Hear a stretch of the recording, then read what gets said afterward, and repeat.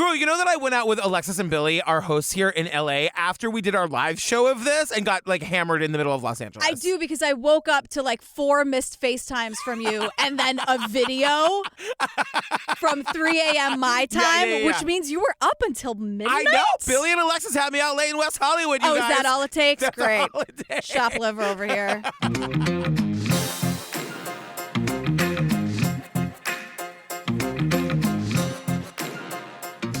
Hi, Jillian Benzavali. Hey, Patrick Hines. You guys, before we go any further, this Saturday, if you're listening to this when it first drops, this Saturday, July 31st, 2021, we are doing our first live show back in Boston at the Wilbur Theater. The iconic Wilbur Theater, 7 o'clock, July 31st. Come, hang out. Hopefully tickets are still available. Check right now. Go to our website and check it out. They are going fast. We're doing the Disappearance of Maura Murray with Lance and Tiffany and Maggie, who are all in it. My favorite thing you've said so far was that they're scared. They're nervous about it. You've got them right where you want them. They're just a little bit. They're happy to be there. And also, we're not like uncovering anything about the case. We're just sort of making fun of Maggie and Lance and Tim and the oxygen. Yeah, when people are like, we can't do Maura Murray because you guys aren't going to bring anything new, that's not the point of the live show, you guys. Not the point of the live show. There's a bar in the middle of the venue. There's a bar in the middle of the venue. We're going to make you laugh. We're going to be there with Nancy and Timmy. We're going to go over Maggie's wigs all through the series. My God.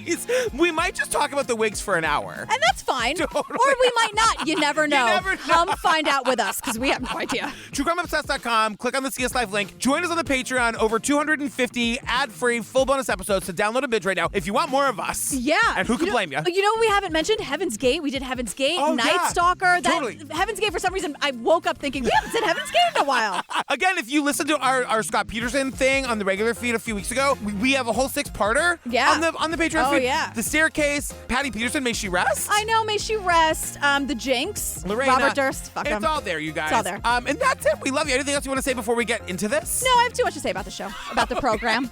All right, let's go.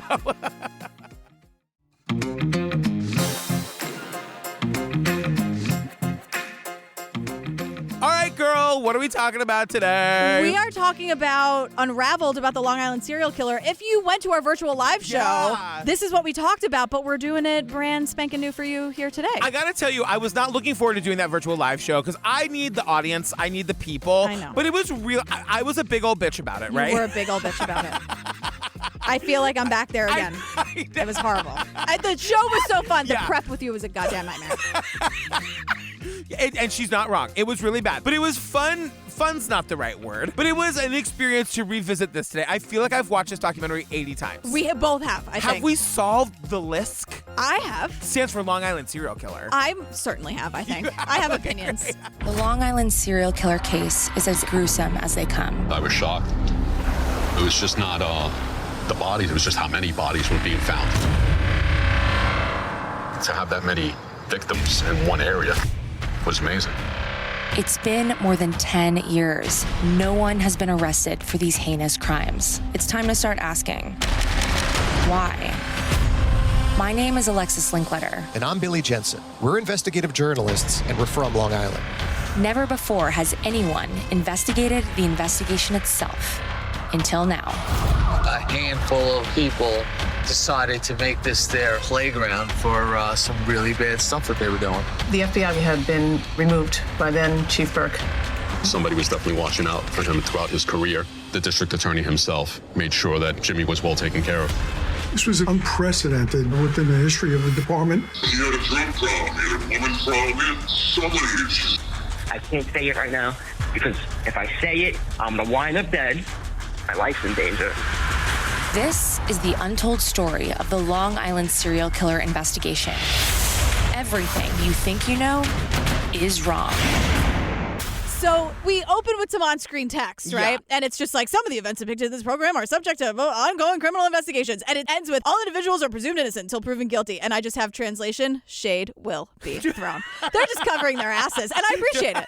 Well, the whole setup for this is that Alexis Linkletter, who is just like so fucking lovely and we love her so much. Wonderful. She is one of the hosts here, and her old friend from like elementary school, this guy Chris Loeb, like reconnects with Alexis, and he's like, we hear this voicemail from him to her, and it starts with, and we did this in the live show, it starts with, Yo. Yo,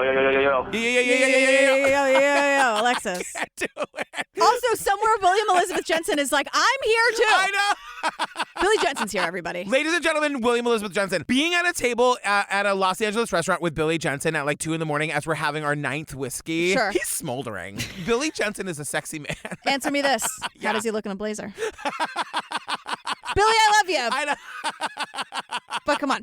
Billy, I love you. Billy, I love you. But put on a blazer So, and let me see. The whole point of this phone call is that, like, this guy, Chris, has incriminating information about somebody high up in the Suffolk County Police Department. If you don't know where that is, it's on the Long Island. Mm-hmm. How do you say it? Long Island. On the Long Island. Oh, I'm not like a mom. I'm a mom. It's on the Long Island. And, you know, we have to uncover what the secrets are. Guess who's here to do it? William Elizabeth Jensen and Alexis Linkletter. Yeah, they're here to find out. And Alexis says, look, I've known Chris since middle school. She describes him as cagey. Chris has been through it before, during, and after this documentary. And Alexis says as much. And that's like, we're not laughing, but he just doesn't have a lot of trust, and he's just been through it. There's a couple moments in this beginning that I want to talk about because we couldn't talk about them on the virtual live show. Yeah. When Billy is introduced, he goes, My name is Alexis Linkletter. And I'm Billy Jensen. and I'm Billy Jensen. Billy! Now, I just want to say, this was obviously recorded in the age of COVID, so they probably weren't in the same room when they were doing their voiceover. Oh, sure. Because she's like, I'm Alexis Linkletter, and I'm Billy Jensen. I know. And then he goes, Alexis and I are partners on True Crime Podcast. We're investigative journalists, and we're from Long Island. Alexis and I are partners on True Crime Podcast. That's all he says. Doesn't mention that it's more than one or what the names are. And he says, Billy, I love you so much. He goes, we're investigative journalists and we're from Long Island. And like, oh, well, investigative journalist, but wait, oh, you're from Long And Island? we're Oh, from hold on a second.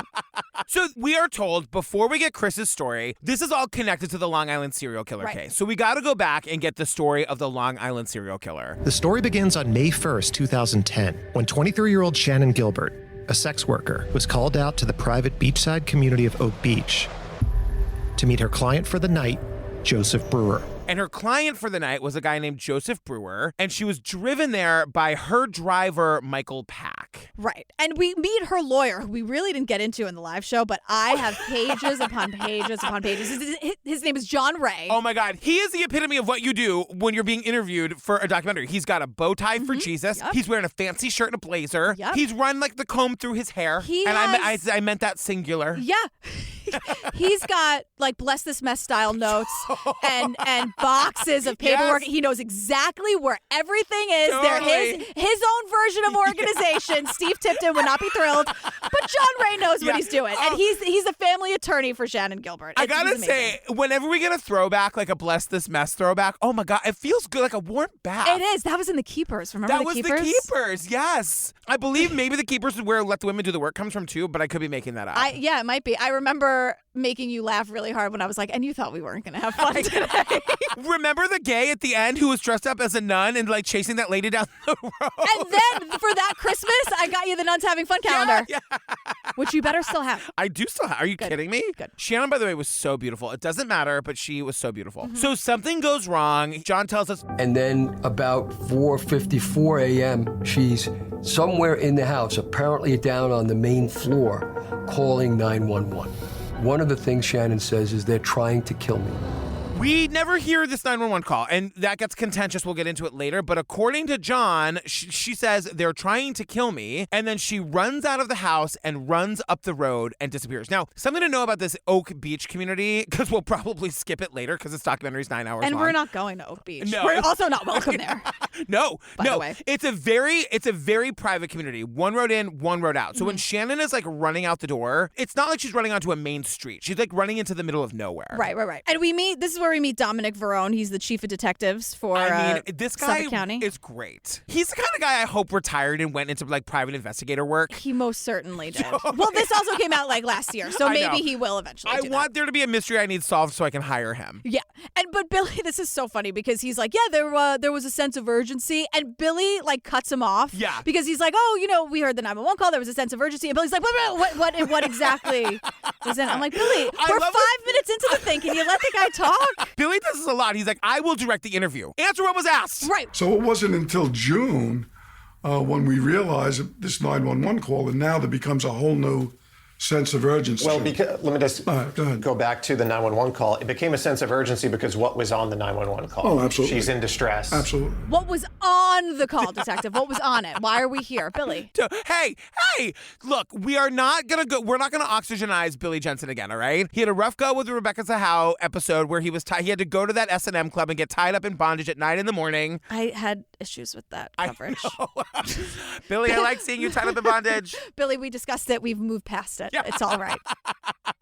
We learned that, from Detective Dominic, that Shannon was reported missing the day that she vanished. And I don't really understand what happens here, but some wire gets crossed and her 911 call goes to the state police as opposed to the local police, I think what they're trying to tell us is that they didn't understand how urgent her disappearance was until like a month later when they actually got the 911 call. Aren't they all urgent?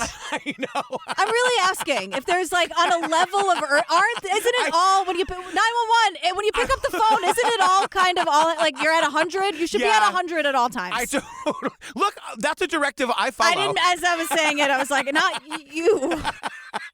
I'm really nailing that. Are you proud? You know what? Yes, I am actually. Thrilled to be here.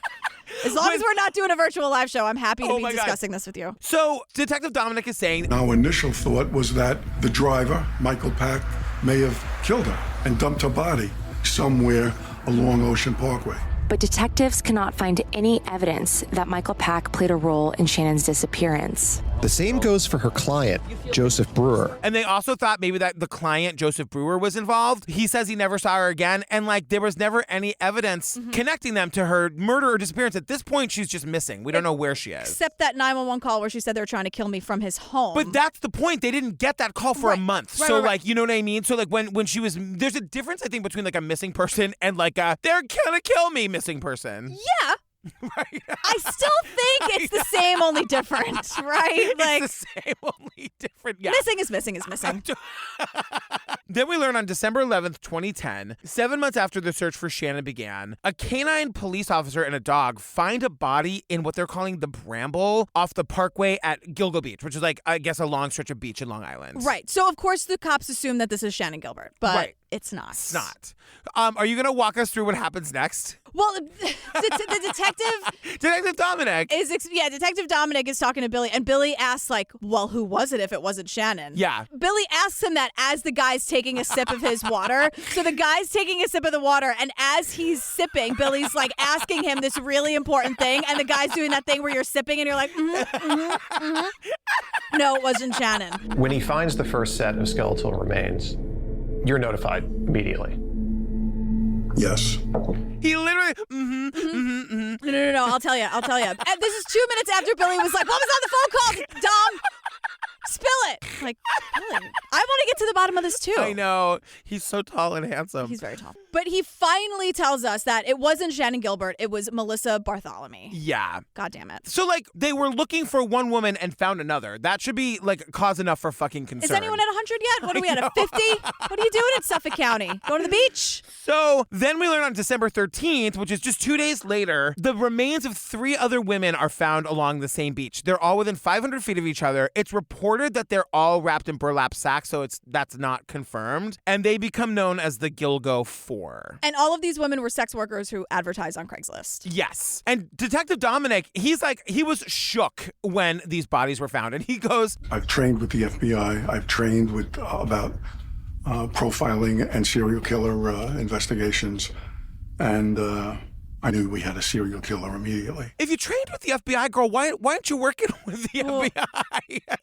I mean, maybe that's a thing that happens and then you decide, then decide what you want to do. Was it like when I was trying to go from being a bartender to being a waiter and I started doing training shifts as waiter? You can't do that. You have to go to a server to bartender. I know. You can't do I would train a shift and then not be invited back. Girl, I did Dominic, it happened all the time. Girl. I did that once and was miserable. Went from bartending and then to a different place as a server and I was like, I'm never doing this again. No. Yeah. For me, back to bartending I go. It wasn't my choice. It was the choice of the establishment. I see. I understand. Yeah. And they were also all asphyxiated, which is just everything about this this is terrifying. And Shannon Gilbert is still missing. So we found all these other bodies and Shannon is still missing. Yeah, cut to March 2011. A year later, they're looking for Shannon. They find the partial remains of 2 more women. Their torsos were found. Yeah. Several years earlier, 40 miles away. Then the next month, April 2011, 4 more victims. Yeah. 2 women, a toddler, and a young Asian man. In women's clothing. Yeah. I mean, like, I don't know why that's important, but they said it, so I'm just Because gonna it say. doesn't come back again. Yeah, but the yeah. point is that, like, none of them have been identified. Right. So this is when, okay, you gotta do this. So Detective Dominic and Billy are driving around where they think the killer was taking all these bodies, right? And they say the word dump 30 times a piece. It makes me crazy. We need a different word. It's rude. I don't like it. I mean, it's not hard to say dispose of. You know what I mean? Okay, well, are you okay with dispose of? I don't love it either, but I guess because I don't love the situation. I just have to deal with it and get over it. We wish they weren't bodies at all. Right. Yeah. I wish that they were just like living happily and safe and everyone had a friend. So crazy. So You're a very nice person. You are kind. You don't read the iTunes reviews. I don't read the iTunes No, reviews. I don't either. I don't. Yeah, self-care, everyone. Don't read the reviews. No, right, exactly. Ever. Anywhere, ever. So Detective Dom acts out the guy, quote, dumping the bodies. And Because he's he has, Dominic has a very specific idea of how the guy just was like, they're driving down the highway. He's like, he knew where he was going to dump them. All he had to do was make sure he wasn't being followed. And this is how it happened. And I just want you to picture this. While Detective Dom is acting this out, Billy is next to him in a fantastic suit. He's so hot. It's 8,000 degrees. It's okay if I say Billy's hot, right? He's not a killer that we know of. I mean, not yet. Okay. July 14th, 2021. Yeah. Podcast Live in a Vacuum. So while Detective Dom is doing that, Billy in his suit is like, trying to mime what Dom's doing. So Dom is like, so he pulled up here, he was driving an SVU, whatever, and he's like, so the guy's dumping the bodies. But then what Dom is actually trying to tell us. All he had to do, make sure no one was coming, get out of his vehicle, pop the trunk, SUV, whatever, pull the body, put it onto his shoulder, walk over, and just throw it as far as he could, head first, on their back. And he threw him from the SUV, whatever. Yeah. And I just don't think that the guy threw them like that. No. Don't make it worse. It's bad enough. Because then Dom's like, look, I think Shannon Gilbert going missing was the only thing that would have led them to find this dumping ground. And again, I say, why do dumping grounds continue to exist? I know. Do your jobs. I know. Matt, give us the sound. Boom. Give us the floodlights everywhere. Anywhere that there's more trees than houses, give us floodlights. And I don't care what you pay to live in that one road in, one road out beach community. You should want it to be safe. Totally. And not be a dumping ground. Like a known dumping ground. They should not exist. Nothing ruins a hike, like A, going on a hike, but B, stumbling upon a dead body. I mean, come on. Who wants to do that? Let's eliminate dumping grounds. I don't want to do any of it. Eliminate dumping grounds. So now we have 10 bodies. That's the horrible news here. And Dominic really wants us to know there were agents all over this. It was a massive, coordinated undertaking.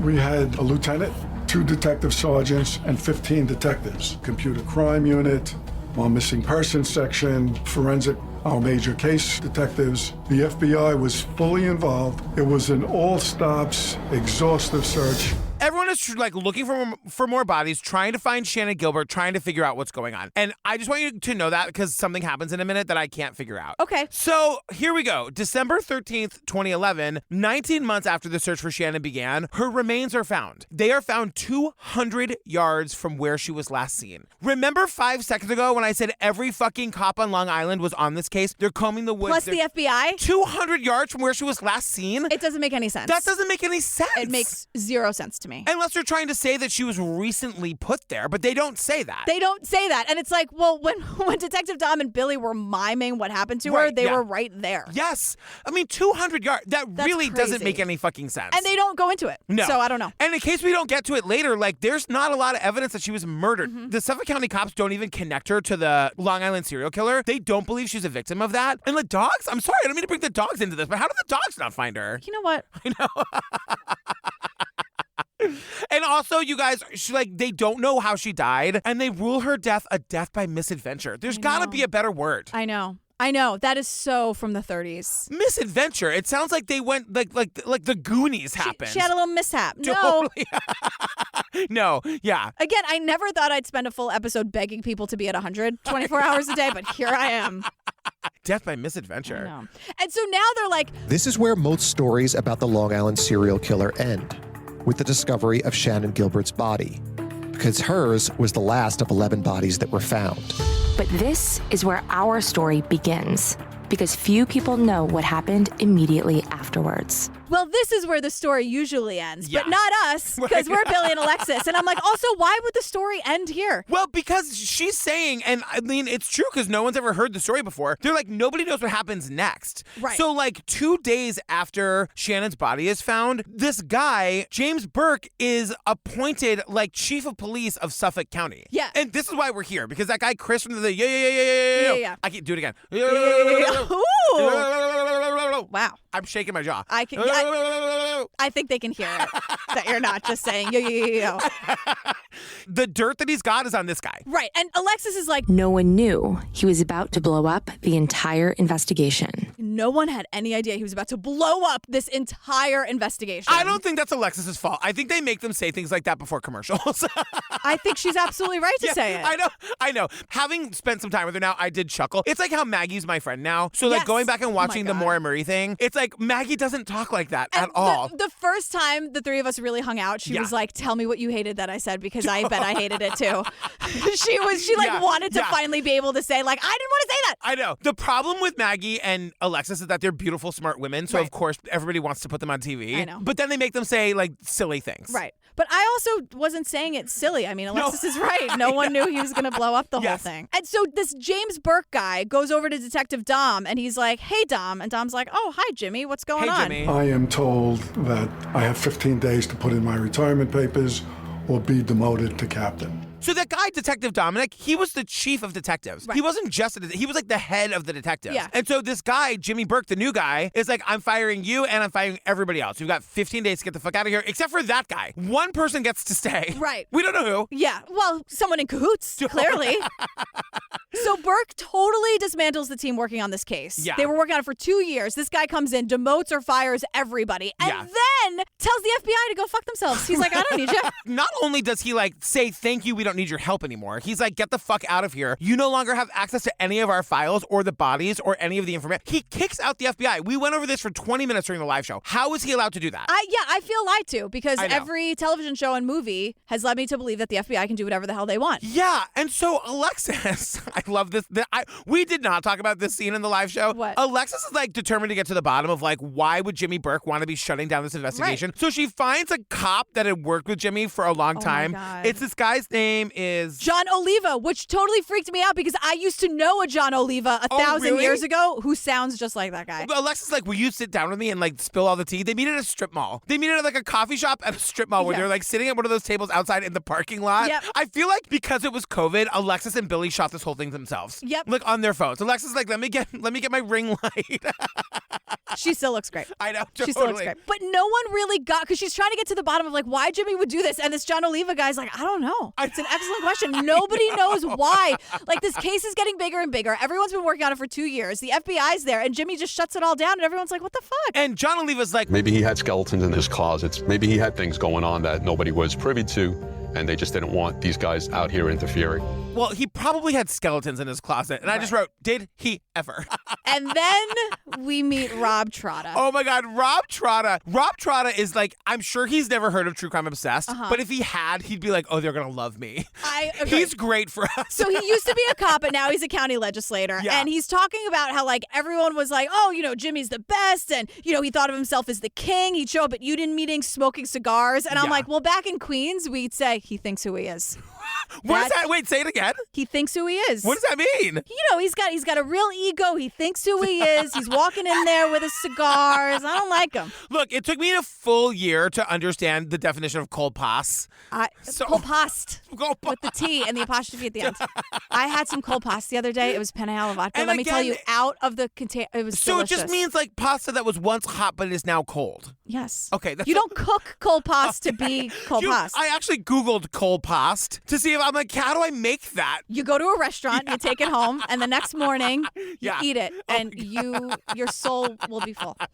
So, like, remember, this guy's like the king, right? And they're like, is it possible that like he's never been like power checked? Right. And Alexis and Billy are like, We uncovered something shocking from Burke's past. Back in 1995, then Sergeant Burke got himself into some deep, dirty water.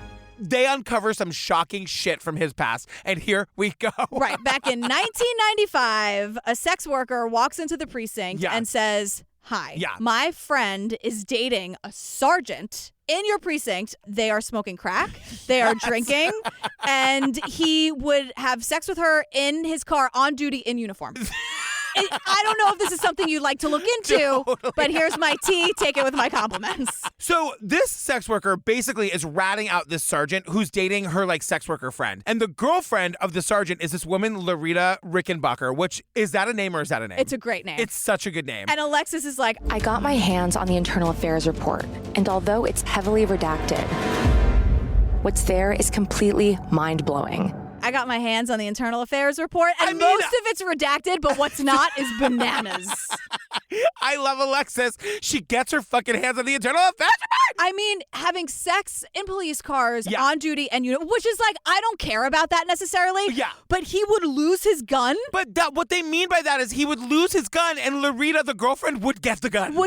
And they're doing crack. So they're doing crack, having sex in the car. They get in a fight. He loses his gun. She's got the gun. This is not a good situation. Larita takes the gun and uses it in a stick-up or something. Right. In a stick-up. Larita gets in a time machine and goes back to the Wild West. She walks into a saloon. You don't say stick-up anymore? A robbery? An armed robbery?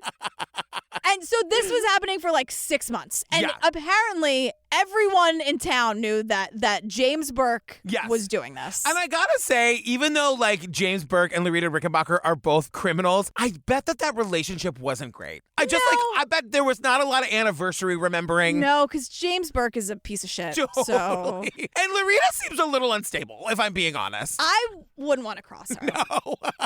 In a stick-up, nor elsewhere.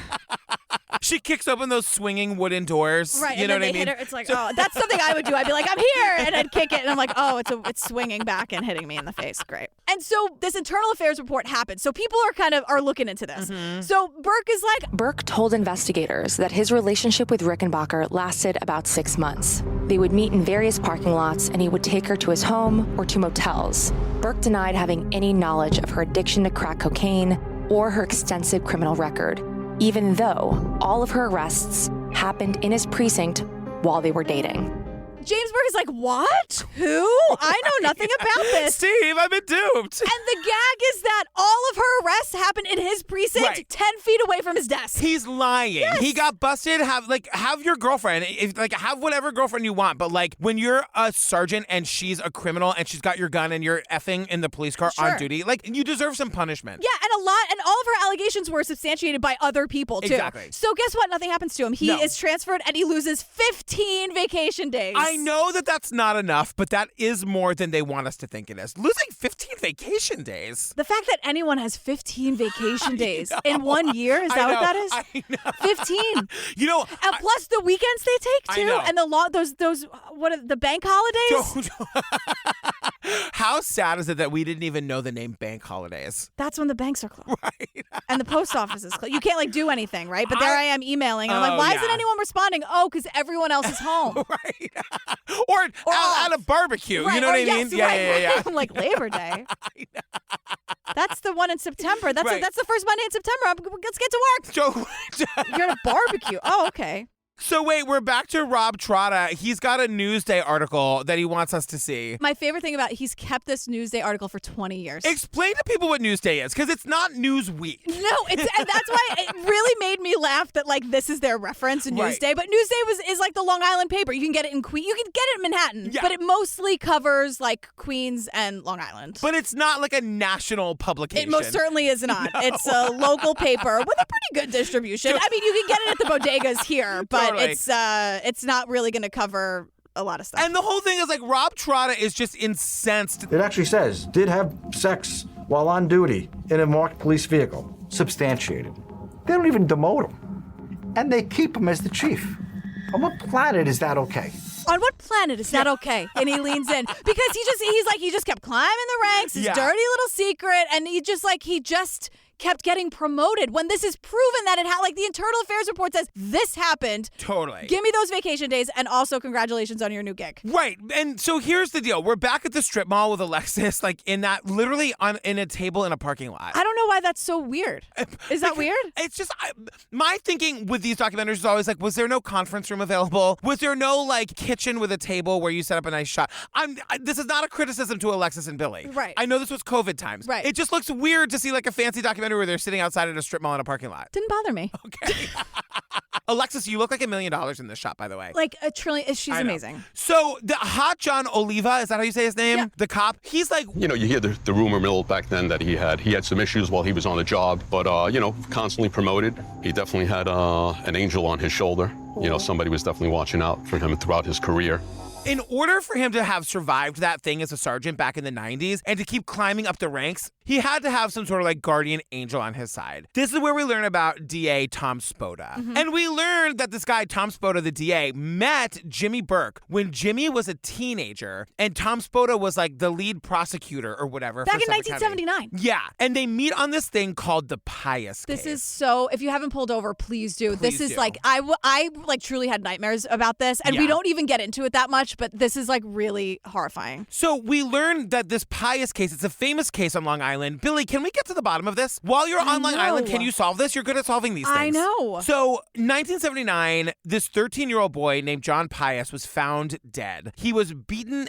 Okay, guys, this is really bad. So bad. He was beaten and he had rocks shoved down his throat. And he was buried behind a school. And the story is that these kids had stolen a useless $5 bike, and Johnny Pius saw them do it, and that they threatened him, and because he was going to turn them in over this $5 thing. Johnny Pius had seen them and was going to turn them in. I don't think any of this is true. Yeah, I don't either. And so to keep him from doing that, they shove rocks down his throat and kill him and bury him. Right. And the cops arrest and charge 4 teenagers with murder. Tom Spoda is the lead prosecutor. Yeah. And there was no evidence for these 4 kids. Right. And a lot of people were like, I don't think they did it. But who's the star witness? 14-year-old James Burke. So James Burke, our piece of shit, like chief of police here, he meets Tom Spoda as a kid when Tom Spoda is the prosecutor and like basically does Tom Spoda a solid by like what we think is lying about overhearing these boys like admitting to the crime. Right. These 14s are found guilty and decades later they're released from prison. So come on. But they're all released on plea deals and appeals. Like we know they didn't do it. Like Billy, who did this? Who did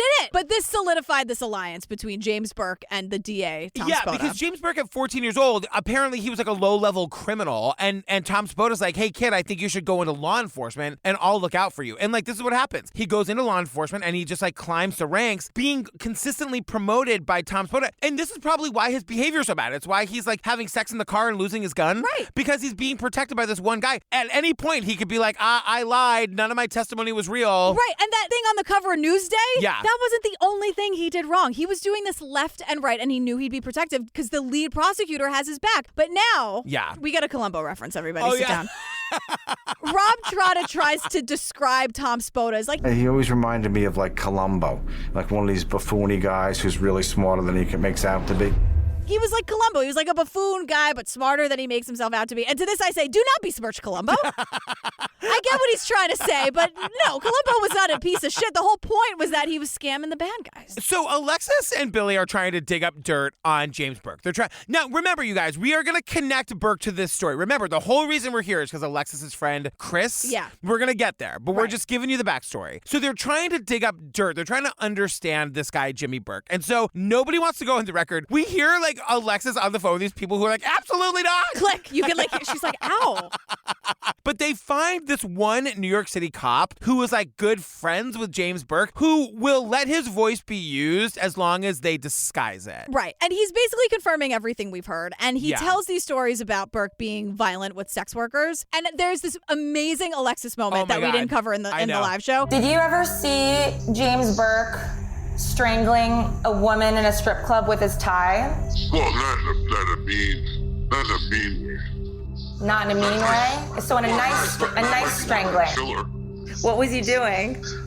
Well, playing around, but not in a mean way. Right. And Alexis, God bless her, goes, so you mean like a nice strangling? And I just have, get it, Alexis. And the cop is like, a little bit Alexis. And so they've been waiting for that since minute 1 of this podcast.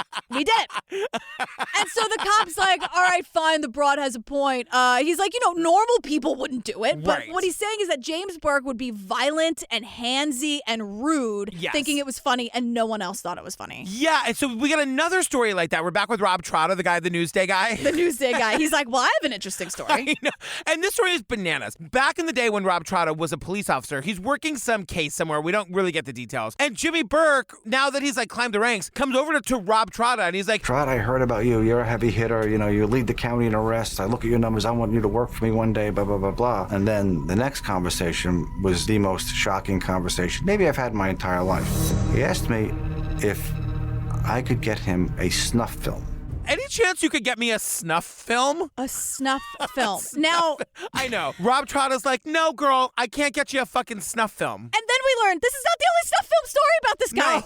No. How many snuff film stories do you need to stop promoting this guy? Right, because we're back with John Ray, who's Shannon Gilbert, the lady that was missing in the beginning. Her family attorney, the one that's like dressed in the bow tie and the dog shirt. Him. He's amazing. He's like, there's another instance, and like he just can't even get the words out. He's like, we do have a police officer who has told us that they were watching this snuff film, apparently for police purposes. Burke was present during the observation of the snuff film, and this police officer walked out in disgust because Chief Burke was giggling hysterically at what was going on in the snuff film. And apparently Jimmy Burke was giggling like a hyena. Yeah, and that's when John Ray goes, now that's a pervert. That's a really sick dude. Now that's a pervert. That's a really sick dude. And I'm like, yeah. I know. Yeah. Now that's a pervert. And we get, like, I don't want to get into it, but we get a story that I totally believe from a sex worker. She goes by Jane, and she's like, there were parties happening, and Jimmy Burke and a lot of, like, bigwig guys were there, and it was, like, young, hot girls, all older guys. People are hammered, doing drugs, drinking, and it's in Oak Beach. And she's like, I had consensual sex with him, but it was really, really aggressive. More aggressive than I was expecting, to the point where she's like, can you stop that? The whole point is to say these rich and powerful people connected in Suffolk County are friends with James Burke. They're all having these, like, as Billy describes it, all come together at a house where hired sex workers were invited to cocaine-fueled parties. Cocaine-fueled sex parties. I mean, the Oak Beach elite, he calls them. Right. Cocaine-fueled and that, sex like, parties. it could be, the point of this whole section is that it could be that if, remember, James Burke showed up and on day one, like, got rid of the FBI, doesn't want anybody looking at Oak Beach or any, like, anything he has to do with, and it's because he's got all this shit to hide. Right. And also, because of Jane, we know that he's terrible to sex workers, and Alexis and Billy are making the connection, like, if he's partying with sex workers a mile away from where all these sex workers' bodies were found, we know he likes to strangle strippers. Yeah. We know he thinks that snuff films are funny. He's garbage. You could say it. He's garbage, but could he also maybe be the Long Island serial killer? Like, that's the whole point of this. Right. So we get back to, like, the setup, which is that, like, this Chief Burke guy was in total control of Suffolk County and nobody could bring him down. And when they said that during the live show, I went, do it with me. That's wicked, everybody. And so it says, he was the king of the mountain, and no one could bring him down, except this guy. Except for this guy. So we're back to Alexis's friend, Christopher Loeb. We get this really fast-talking voicemail from him where he said, God is telling me to just fucking expose this shit. Yeah. So Chris is like, I've kind of had enough of this Jimmy Burke guy getting away with everything. Chris has one hell of a story that... And by the way, the story is true. Like, the story that you're going to hear right now is corroborated eventually by the FBI. Yes. So it might sound, that's ridiculous. It can be ridiculous and also true. Yeah, we make a living as podcasters. You know what I mean? Ridiculous and true. GP and me, ridiculous and true. So I'll give you a little backstory because Alexis told me this. We learned that, like, Chris finally agrees to meet with Billy to tell his story. They've been chasing Chris down the whole time they've been there, and he's been, like, cagey about whether he was going to tell the story or not. He's never told the story on camera before. And when he finally agrees to tell the story, it's only Billy. Yeah. And I'm like, where's Alexis, your best friend? And Alexis told me later, he was really mad at me. Billy was? No, Chris was. Why? I don't remember what happened or why he was mad at her, but all of a sudden he wasn't speaking to Alexis, so Billy had to go do this part of the show. Well, as long as he's talking. I know. And the whole thing is that, like, Chris is, like, all these years later, he's still scared. Are you still scared of Suffolk County? Absolutely. Why? Because I want to kill him. I'm really scared. It's got to be a private place. I'm imagining, and I said this during the live show, I'm imagining back room of a restaurant, a basement, a hotel room in the middle of the night. Billy picks him up and they drive to a fucking parking lot at noon. That's the safest place to be. I said this during haven't you seen The Godfather? You don't go to a back of a restaurant at night. No, the middle of the day where a lot of people can see us. That's the safest place to go. But it's also like a wide open field where anyone could take a shot at you from anywhere. It's Long Island. Anything could happen. It's true. So here's the story. Yeah. December 13th, 2012, Chris is 26 years old. And as Billy tells us, in the throes of a heroin addiction. And what Chris would do is that he would break into parked cars and steal whatever he could find. Yeah. And he heard about this super dirty cop who kept all this confiscated and stolen drugs in his cop car. I get out of the truck. I walk into his driveway. I open up the car door. The car door is open. He had an evidence bag with drugs in it. I took the evidence bag, I put it inside the duffel bag. The duffel bag was inside the truck. And when he gets home, he opens the duffel bag, and we're told what he finds inside is so disturbing that once it gets out, it would change the Suffolk County Police Department forever. And at first, it's not so bad. Oh my God. It's not bad. No, it's like, at first, it's just, I mean, Chris can say it, it's just a bunch of sex toys. Yeah, I mean, it's like, it's a Ziploc bag with a pink butt plug. I just had to say butt plug on our podcast. I see your butt plug. I raise you anal beads.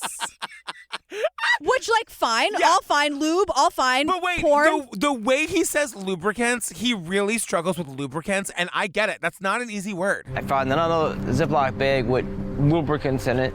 It's like the BR combination. Lubricant. Lubricants. Lubricants. It's a lubricants. Lubricants. It's fine for me. It's a really weird thing for you and I to be yelling at each other. I'm saying it softly. So this is all like, maybe your grandma will be upset, but it's all kind of fine. No, it's fine. These are just things that have been in other people's bodies. That's my problem. Sure. The thing itself, I have no issue with. Yeah, you got to wash those things immediately, right? Just once it's been inside another human, I don't want to ever see it again. Sure. Moving on. Okay. It's all well and good. Wash your stuff. Be safe. Be clean. But the next thing he finds is a fucking snuff film. Yeah, he finds a stack of DVDs. And of course, he goes home and like puts one in the DVD Thinking player. It's porn. But he says he watches it for 2 minutes. And it was a guy in a mask torturing a woman, a sex worker, arms tied behind her back, makeup running down her face. She looked like she knew that she was going to die. Yeah, he said scared to death. But remember, like Shannon Gilbert running, screaming out of the house at 4 in the morning, they're going to kill me. Yeah. In the neighborhood where all this shit went down. Right. And so also, on top of that, just a whole bunch of weapons. Just a whole bunch of weapons. Handcuffs, a whistle. Yeah. So, like, suddenly, the cops track down Chris pretty quickly. Because they say it's still a mystery as to how they found him. And then Billy's also like, but it was also Chris. So they just kind of assumed. He was just known around town. Yeah, like, it's just sad, but whatever. It's like if you ever find an open bottle of vodka on the sidewalk in Hell's Kitchen, you know to return it to me. I know. You know what I mean? Like, You'll drink street vodka? It depends on the day, but yeah, probably. I got news for you. Yeah. I think the anal beads are safer than the street vodka. Oh, God. Street vodka. 9th Avenue street vodka. So they haul in Chris. They do, like by the book, it's like you have the video and you have, they do none of that. They throw him like in an interrogation room with no cameras. Like they are there to scare the shit out of and or kill him. And they chain me to the floor like this for 10 or 11 hours. Burke came in, told him all to leave the room. So Burke comes in, clears the room, and he just starts threatening Chris. Yeah. He knows he's been caught. This kid has his whole duffel bag of fucking tricks. Totally. Chris is also saying, like, he's not backing down. He goes, I saw your fucking DVDs, bro.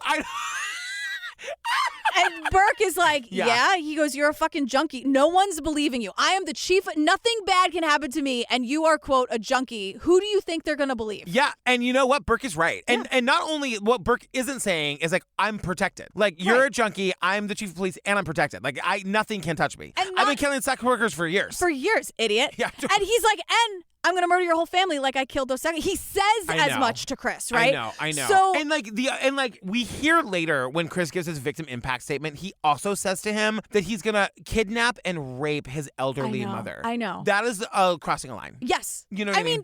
That line is way behind him. I know. Long gone. But even still, that's another line crossed. Yeah. You know I mean, the lines just keep appearing, and they're all well behind him. And Burke orders a, quote, code of silence. They will not cross that blue line. The officers can't say a word. So any of the officers who witnessed the incident, code of silence, which I'm sure this is just the 5th one that day. You know what I mean? But guess what? Someone sings like a fucking canary. I know. They're on the horn with the FBI before the doors close. And they tell us It took 2 years, but the FBI chipped away at Burke's blue wall of silence. Burke repeatedly met with members of the Suffolk County Police Department who had witnessed Burke's assault of Loeb to agree on ways to get their story straight. Defendant Burke entered the interrogation room and is alleged to have repeatedly slapped and punched Loeb about the face. So 2015, Jimmy Burke is arrested and indicted on obstruction of justice and civil rights charges. And I'm like, is that all? I know. Is that all? I know. And we see them dragging him out in handcuffs. I got to say, it feels good to see that. It's amazing. Yeah. But then, my heart is shattered because he's only sentenced to 46 months in prison, and that's it. These people never get any time. And he's out. He gets out. Yeah. And is he ever? So James Burke is released from prison in April of 2019. Great. He walks among us. Yeah. And then Billy and Alexis call Jimmy Burke's lawyer. Yeah. And because the whole point is that they're like, all right, we got all this shit on Jimmy Burke. We want to give him an opportunity to give his side of the story. So they call, and Billy does this thing. I know. This is the first of at least 2 times he does it, where he's like, My name is Billy Jensen. I'm a journalist and producer. We are doing a 7-part podcast and a 2-hour TV special. And James Burke has become a major focus. Hi, my name is Billy Jensen. I'm doing a 7-part podcast and a 2-hour TV special on how James Burke is a Long Island serial killer. Do you have anything to say? And I'm like, Billy, this is the type of guy who thinks you can watch a podcast. I know. Like, he does it a 7-part what? I know. Well, listen, he's Billy fucking Jensen. Like, how many times do I have to say it? Billy solves murders on Facebook. He really does, though. Billy can do anything. You got to know your audience, because this lawyer's like a 7-part. You lost at a 2-hour. Well, I think those of us who make podcasts for a living know. If you say I'm making a nobody knows what that is. Right. I think Billy went into this call knowing he wasn't getting an interview. They made that call knowing that we're going to get exactly what we get. Totally. Because the lawyer's like, no, like he's not. And they're just like, why not? Why not, sir? Just baiting him for these amazing sound bites. The lawyer's like, I mean, we've heard some pretty explosive things about him, from multiple sources. Be careful what you do. should be careful, all right? Just be careful. And Billy's like, what do you mean? What do you mean? I don't know. I would be careful. What do you mean by be careful? He's just not interested, that's for sure. Okay, but what do you mean by... No, I would, make sure the sources are correct, Mm-hmm. What do you mean be careful? Say it. Threaten me.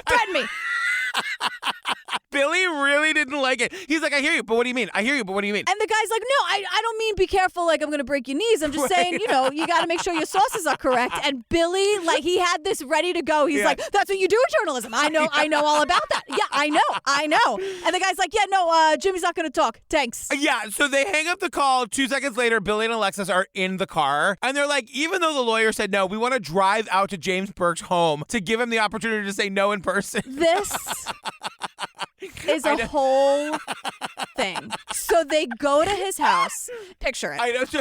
Paint a picture. It's Billy and Alexis in the rain. Alexis looks like $1 million. Her hair is perfect. I don't know. There's one little drop of rain. My hair is a mess. She looks perfect. They ring the bell. You hear someone go, who is it? Billy Jensen yells back, hi, I'm Billy Jensen. We're making a 7-part podcast and a 2-hour TV special about how you're the Long Island serial killer. Can we ask you some questions? And they're like, I'm looking for James Burke. And then we just hear, He doesn't live here. You don't live here. This is insane. Your mic work on this is really incredible. Thank you. It's James Burke's house. Yeah, totally. It's James Burke saying, who is it? He's not here. So the person goes silent and stops answering. And Billy is like, I'm just going to leave my phone number. And you can listen wherever you get your podcast. And if you can give us a review, rate and review, it really helps with the algorithm. As he's walking away. And they're in the car. And Billy's like, maybe it's not him. Maybe he was renting a house and it's a friend. And Alexis is like, Billy, I know. Girl, that was totally him. Even like hearing what we can hear, it sounds just fucking like him. Right, because we've heard him on other like press conferences or whatever. It was absolutely him. This really ends with a bunch of people we've met saying, he does seem like a guy who could be a Long Island serial killer. Now that you're asking me about it. Yeah. Because we get like the New York City cop from earlier who wants to be disguised, who said those horrible, violent stories about the sex workers dancers and the strippers. And he's friends with this guy, but then says this. There's a part of me that thinks this fucking guy killed. And that's just the truth. Let me tell you something. I sat across from a lot of killers, a lot. And I'll tell you, man, he has that vibe, you know? He just has it. And when he gets drunk, I know how he just... He's like, I've talked to many killers. Totally. Killers, all the killers I've spoken to. Jimmy Burke's a killer. And when he gets drunk, oof, Maron, he's a murderer. But I'm also definitely going to the strip club with this guy this weekend. I hope they used to be friends. Right, exactly. I have to sleep tonight. Totally. I need to think that they used to be friends. And then we get Rob Trotta, who's like... I had a conversation with a federal prosecutor one time, and I go, do you think really Burke could have done it? And he looked at me straight in the eye and says, probably not all of them. Probably not all of them. Probably not all of them. Really fucking crazy. Everyone thinks James Burke is the fucking Long Island serial killer. Can you imagine if he isn't? He's just a dirtbag. Do you think? I do. Really? I do. Are we going to get sued for that? I do. That's my opinion. Our lawyer said I can state my opinion. My opinion is the following. James Burke is the Long Island serial killer. Oh my God. Or he had help or something. There's something. He's involved. Yeah. And so like it ends with us learning that there's all of these like pieces of information that the Suffolk County cops have that they're still not releasing. Like Shannon's 911 call. There's a video of another victim leaving a hotel on the night that she gets murdered that they won't release. There are images of the young Asian man in women's clothing that was found. That there's images of the clothes that they won't release. And Alexis's point is like, if you guys just release that stuff, like what's the harm? Like there might be somebody out there who could either identify the victims. Right. Or maybe help identify the killer. And the family lawyer, Shannon's family lawyer, is like, I'm begging them to work with me. I have all this evidence. I have, like, let's work together. Yeah. And they just won't do it. And, like, the one interesting thing here, I think, is that Shannon's 911 call has never been released. I know. This guy, the lawyer, fought for it in court and won. He's heard it. He has the fucking tapes. This is wild. It's wild because Alexis is like, all right, obviously, the court order stated that he could have the tapes, but he could not tell anybody what was on them. But legally, Alexis is like, so right after Shannon's body was found, another detective like wrote into Newsday and said, I've heard the tape and here's what's on it. And the tape is 22 minutes long. Yeah. So, but I think this is hilarious. A 22-minute 911 call? Are you kidding me? That's crazy. Yeah. And I think this is hilarious and brilliant because Alexis is like, can you tell me whether or not those statements are true or false based on what you heard on the tapes? Yes. I was shocked that I know. Because the point is this detective who wrote in is lying. Yes. And the lawyer says the term outrageously false. Oh my God. Right. Because so Alexis is saying, so this guy wrote, in the house at Oak Beach, Gilbert was not about to be murdered. Her demeanor on the tape was calm. False. Outrageously false. Then she says, you can hear male voices on the tape and they are calm. Outrageously false. Shannon was not speaking as though she was in danger. And he takes a beat and he goes, grossly false. Then what's a 22-minute phone call then if everything's calm and okay? And what's on the tape that we can't hear, you know? Like 22 minutes. That's a full episode of a sitcom. The other thing too is like not releasing it is the thing that like spawns all the conspiracy theories. Right. And especially when you have a lawyer saying, look at all my boxes. Yeah. I know where everything is. You don't have to know the organization. But when you have someone so willing to work with you and you just refuse. Yeah. And like, I want to hear the 911 tape. I want to hear it. I want to know what's on that. I know. I want to know what's on it. I feel if it's so long and the lawyer's reaction about how it's outrageously false, I think it's heartbreaking and terrifying. Yeah. But I think it should be, I think we got to use that to get to the bottom of this. And Alexis kind of says as much. She's like, 10 years from now, we can't be asking the same questions with the case still unsolved. That's why we're not done. We're not looking away, and neither should the Suffolk County Police Department, the DA's office, or the public. Like, we have to keep fighting for this because clearly the cops aren't going to do it. And then it ends in this really beautiful way where she like says all the victims' names. In the pursuit of justice for Megan, for Maureen, for Amber, for Melissa, for Valerie, for Jessica, for Shannon, and for the unidentified victims. It's a call to action. Like, we got to do something about this. Alexis, let the women do the work. Yes, Alexis. The way she sits back in that chair. Why don't you elaborate?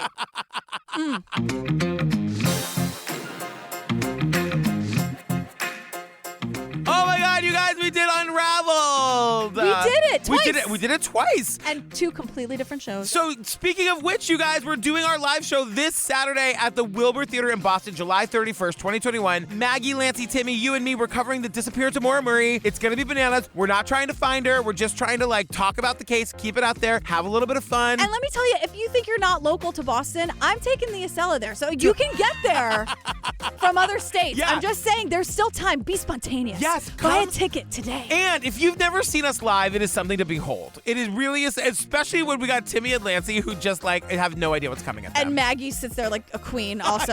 I'm just like, Maggie, I got questions. You guys, truecrimeobsessed.com, click on the See Us Live link, come see us live. Also join our Patreon, over 250 full ad-free bonus episodes to download and binge right this second. And then all the series, like Heaven's Gate and Tiger King, Don't F with Cats, Lorena, Night Stalker. We're doing the Preppy Murder. Oh, Preppy Murder. Also ad-free versions of these episodes. What are we doing next, girl? We're doing When Phil Met Missy. Remind me again what this is. This is about security footage from fast food joints, essentially. I stumbled on this on Discovery Plus, and then I guess it had just come out because the messages, it's just about this horrible guy. I can't even get into it, but it all takes place drinking McDonald's coffee in a booth at McDonald's. Oh my God. It's ridiculous. All right, you guys, stay tuned for the trailer for that, then our hilarious, ridiculous outtakes. Loving you, girl. Loving you. And we'll hopefully see you all in Boston. Oh, please come. It's going to be so fun. All right, bye. Bye. My mother's missing. She's gone. My father's the prime suspect. She could have been dead in Cincinnati. So she passed away in your car? Yeah. Where'd they transport her to? I'm not sure where. You don't know? It was the story that Phil Snyder started to tell that made you think that it wasn't natural causes. That led to the police to putting Phil under surveillance. Some townsfolk go and have coffee at local fast food restaurants just about every morning. Phil told them they stopped at a Ramada Inn. We obtained video from the Ramada Inn that showed Phil walking into his hotel room, but no Roberta. That's when Missy entered the equation. Morning. I heard a rumor this is the best coffee in town. I'm Missy. Nice to meet you. Yeah. I'm staying with my mom in Atwater. The people in town were saying, oh, you want to be careful. That's the guy who killed his wife. Missy just kind of blew it off. When my mom goes, we're going to get tons of. I told you what a she is. I get set up. Say you do choose to do something. Then you'll help me? Was it possible that Missy had seen Phil on TV and then sought him out to kill her mother too? Missy was up to no good, and she and Phil seemed made for each other. Could they both end up going down for murder?